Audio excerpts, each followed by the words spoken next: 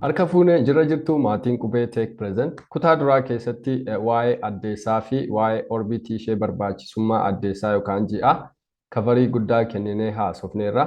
Kutaa kana keessatti immoo waa'ee mishinii luunar yookaan muun laanding kan jedhamu kana wajjin tofna.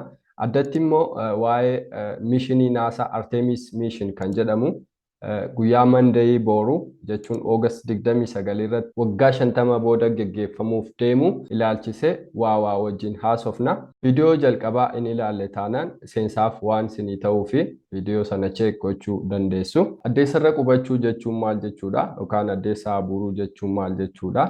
Eenyufaati immoo wal dorgommii keessa jira yeroo jalqabaaf eenyuti addeessarra qubatee? Waa'ee Apollo mishinii kavarii addatti immoo waa'ee Artemis mishinii kana mishinii isa guyyaa booruu ta'uuf deemu maal akka ta'e wajjin haasofnaa jechuudha. Seensaaf yookaan jalqabbiif akka rehearse goonutti muun laanding jechuun maal jechuudha? Muun laanding yookaan addeessarra qubachuu akkani afaan Oromootti hiiketti. Hiikti kun egaa addeessarra qubachuu jechuun meeshaa balali'iinsaa hawaa keessaa yookaan spacecraft kan jedhamu tokkoon qaama ji'aa yookaan qaama addeessaa gubbaa tuquu jechuudha. Qaama addeessaarra qubachuu danda'uu jechuudha. Muun laanding jechuun. Kun ammoo crewed yookaan uncrewed ta'uu danda'a. Kana jechuun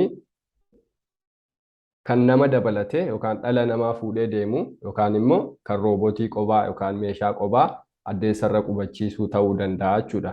Gosti mishinii kana akkani seenaa muun laandingii baroota waggoota 50 dura irraa argadhetti gosoota sadiitu jiru. Inni jalqabaa spacecraftii kana meeshaa balali'iinsaa hawaa keessatti godhamu kana balaliisanii addeessa bira dabarsuu jechuudha yookaan addeessa arganii darbuu jechuudha. Kana flyby jedhu.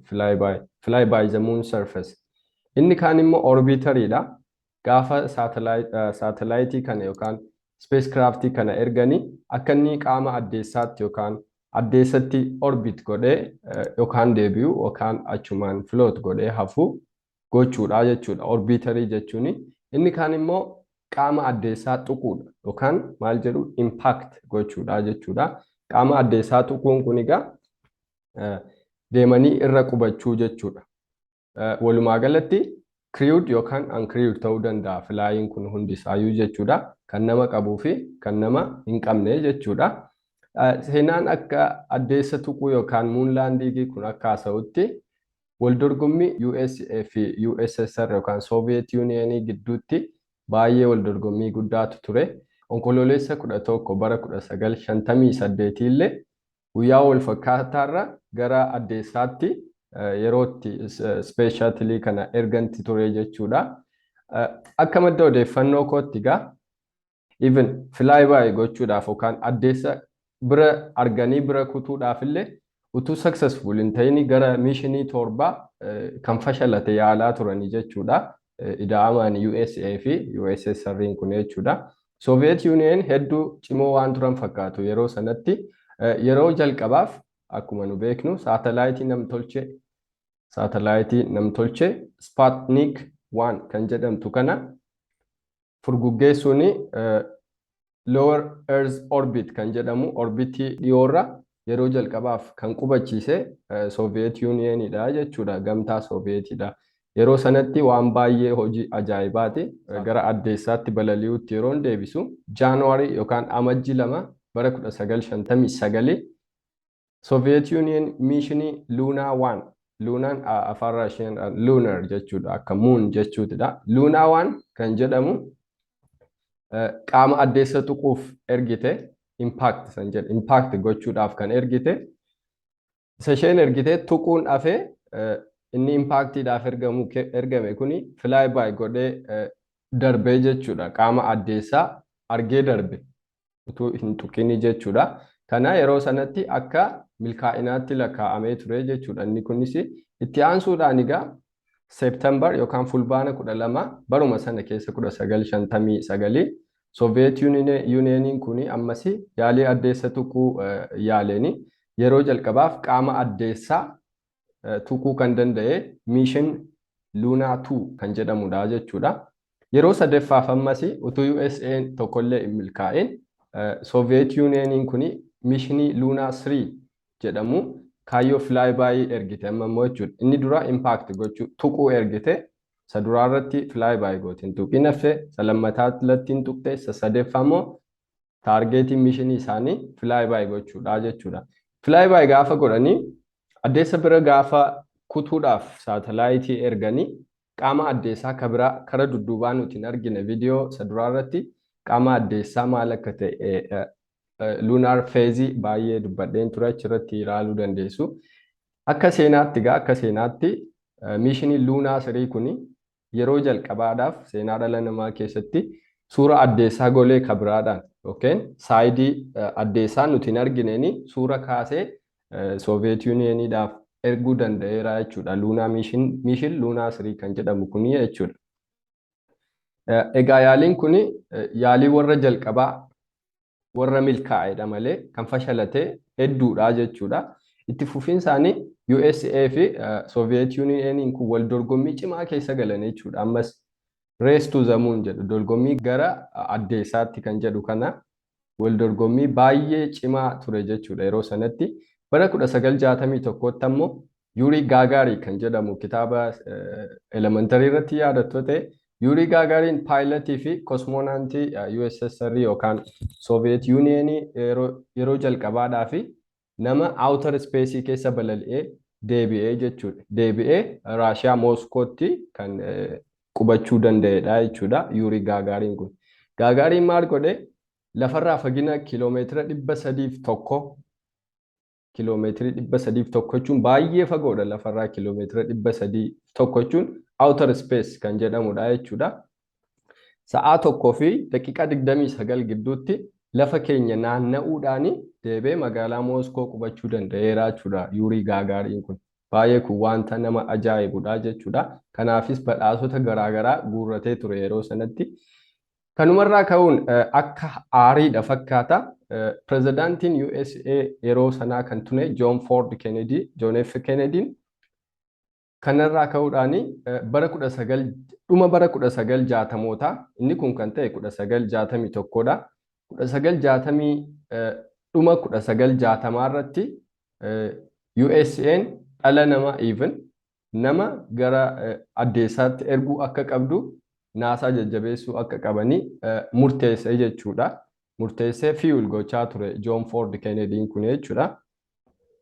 Egaa kana gochuun dura nama muunitti erguun dura roobotoota proobsii garaagaraa meeshaalee garaagaraa qubachiisuu danda'aniiru USA'n jechuudha qaama addeessaarra utuu nama hin ergiin dura waan qorannoo hedduu dhala namaaf qubachuu dhala namaadhaaf ni ta'a kan jedhu deebii argachuudhaaf daataa garaagaraa erganii sassaabbachaa turanii jechuudha.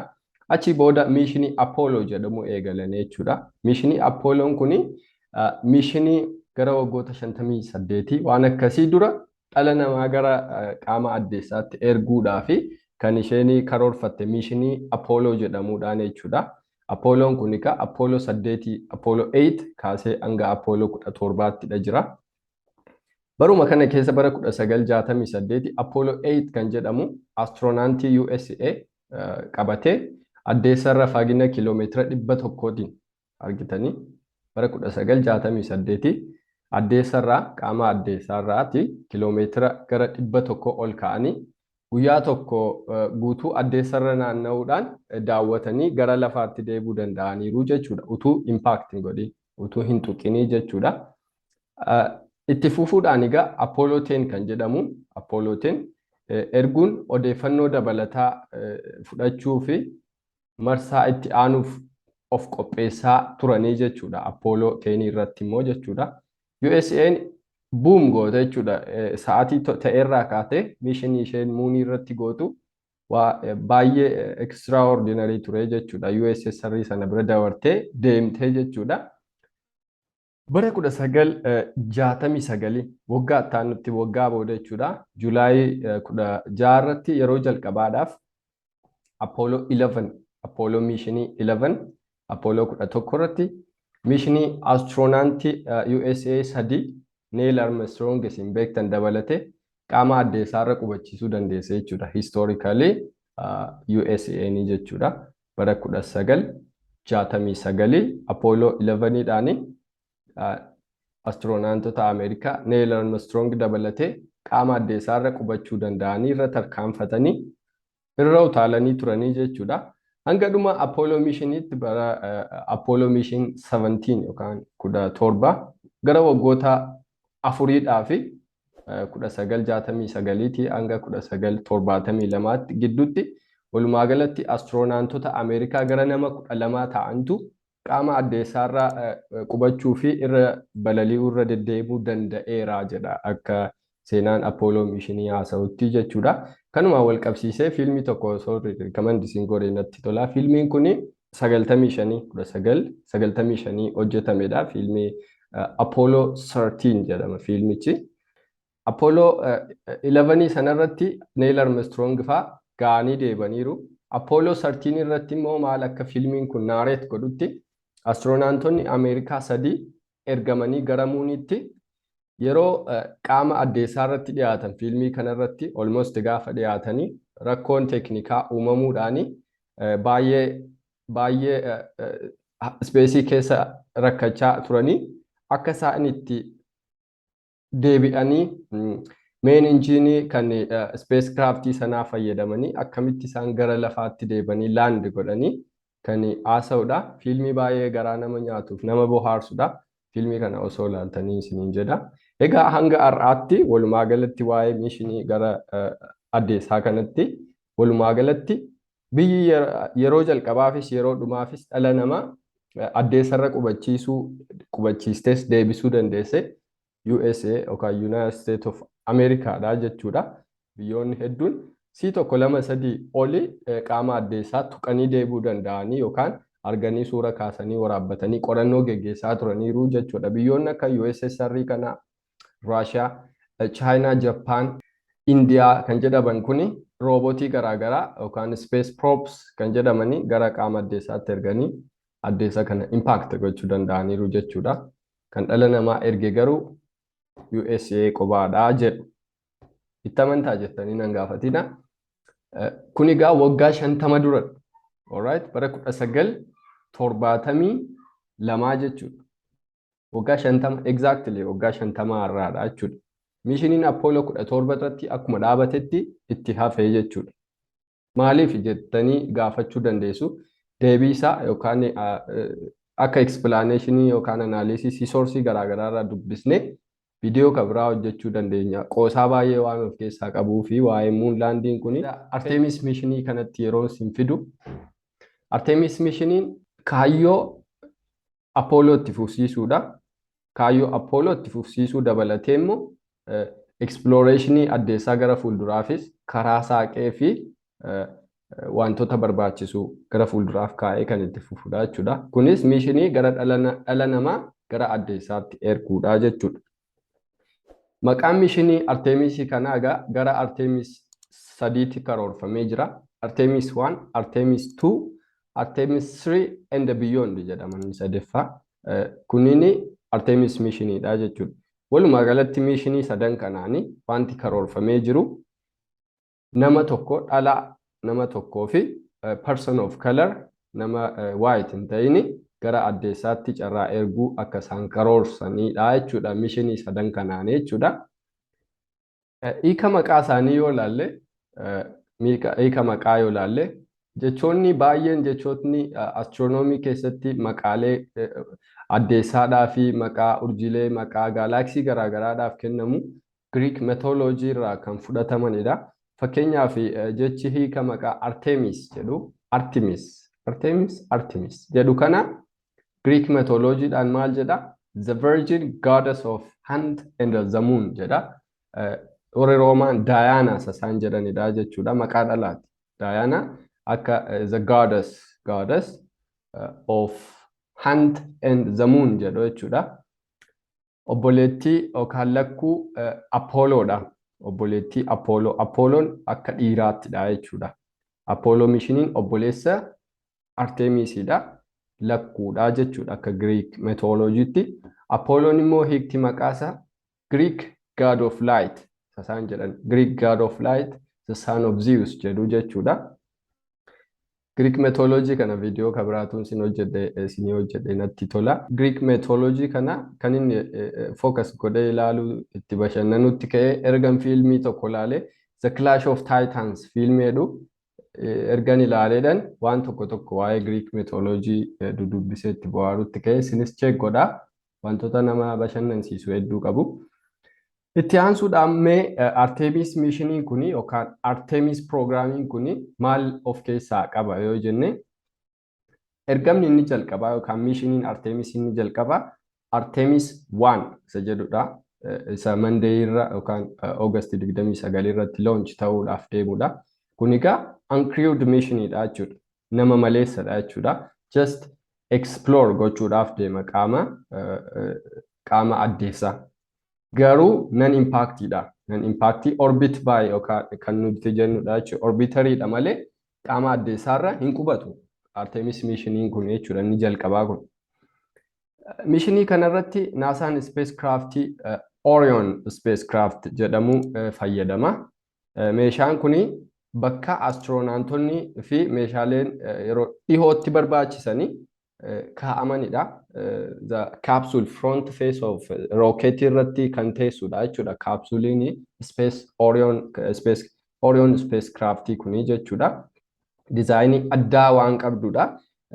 Orion spacecraftiin kun egaa dizaayinii haaraa naasaan nama qabatee gara deep space'itti rakkoo tokko malee erguu danda'udha jechuudha. Space capsuliin kuni resistance hedduu heat control mechanism hedduu kan of irraa qabudha capsuliin kun jechuudha.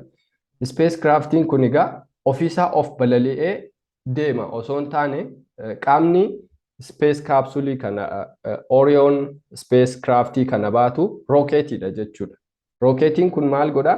Space capsule kana dabalatee cargo garaagaraa dabalatee meeshaalee barbaachisan hunda dabalatee space capsule kana cargo garaagaraa rocketii tokkoon ergaa jechuudha.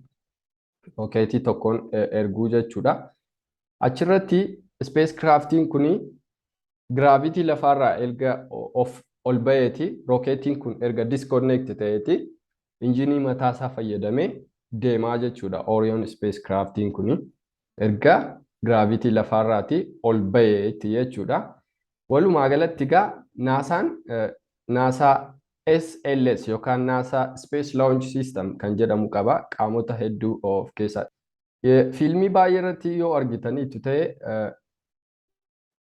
yeroo space missionii kana launch godhamu astronaantonni kophaatti deemanii kaargoon barbaachisu immoo booda ergamuu danda'a jechuudha. Yookaan immoo rooketii kabiraadhaan launch ta'ee hawaa keessatti walitti suphamuu yookaan walitti hidhamuu danda'a jechuudha. Fiilmiin iskiriin irra kanarra isinii kaa'uu nan danda'a. Fiilmii The Martian jedhu irratti even Maarsii irra ga'anii gaafa isaan deebanii ispeesii keessatti kaa'amee isaan eegaa ture jechuudha. Yookaan lafarraatti loonchi godhame ispeesii keessatti akka isaanii fiiwulii dabalatanii yookaan qaama kaargoo tokko ofitti dabalatanii godhamuu ni danda'a jechuudha. Mishinii kanarratti garuu waan mishinii kaargoo dabalatee spacecraft Orion spacecraftii kana dabalatee wajjumaan deemaa jechuudha. Egaa mishiniin Artemis 1 kaayyoo qaama addeessaa tuquu qaba osoo hin taane akkuma isiniin jedhu wanti nama ajaa'ibu addeessa bira ga'ee gara kiiloomeetira 96.5 addeessa irratti dhiyaate deebee immoo takkaatti naanna'ee deebee immoo fagina kiiloomeetira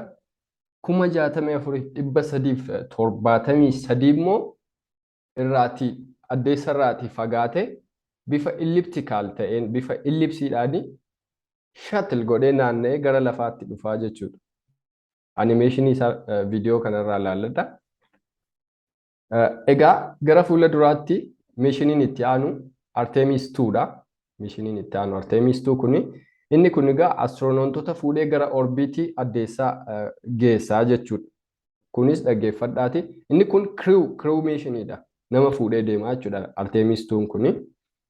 Garuu fuudhee deemee qaama addeessaarra hin qubachiisu. Impact godhatu hin taane orbit godhanii ilaalanii daawwatanii akka isaan deebanidha jechuudha. Sadeeffaa irratti mission Artemis 3 ni jedhamu kun Artemis 3 and beyond kan jedhu kuni amma immoo sadhumaa qaama addeessaa irratti nama fuudhee deemee qubachiisee deebisee fidaa jechuudha. Akkasidha karoorri jiru. Artemis missionii kana wanti adda godhu ijaarsa adda ta'e ijaaruuf deemuu jechuudha, which is gateway to the lunar orbit jedhu. Gateway ijaaruuf deemu fakkeenyaaf International Space Stationiin akka inni saatalaayitii gubbaarra jiru ni beektu. Astiroonaantonni baay'ee deemanii achirra qubatanii ji'oota muraasaaf waggaas ta'uu danda'u achirratti riisarchii garaagaraa qoratanii deebanii gara lafaatti dhufu. Space Stationiin suni achumarra ta'aa jechuudha. Isaanis Artemis missionii kanaadhaan karoorri isaanii inni tokko gateway ijaaruudha jechuudha. Gateway.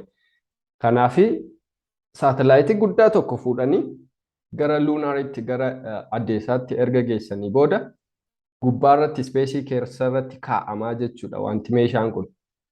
Guyyaa biraa yookaan bara biraa gara deekedii tokkodhaaf gara tajaajila wanti gateway kuni. Astiroonaantonni biraa gara addeessaa deemuu yoo barbaadanii gateway kana bira deemanii guyyaa lamaan tokko sadan tokko achi keessatti riisarchii hojjetanii yookaan waan barbaadan fudhatanii gara addeessaatti bu'uu jechuudha. Muunlaandarii fayyadamanii meeshaa kabiraadhaan bu'anii deebanii meeshaa kabiraarraa immoo dhufanii gara gatewaytti deebanii gateway irraa immoo gara lafaatti deebuu jechuudha.